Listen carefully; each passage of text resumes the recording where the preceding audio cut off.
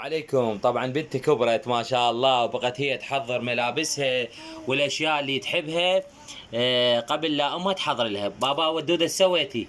حضرت هاي وهاي وهاي وهاي وهاي. يعني منسقة شو منسقة امورك، يعني حلو منسقة الثوب مع يعني مالاتها ونظارتها وسوارها.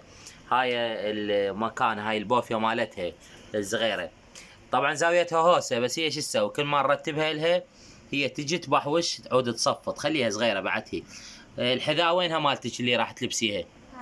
عافيه بالسباعيه. وين الثوب مالتك، الجلبيه، الفستان؟ ليش اختاريت هذا بابا؟ احسن. حلو؟ هذا بلونها. اي هذا بلونها.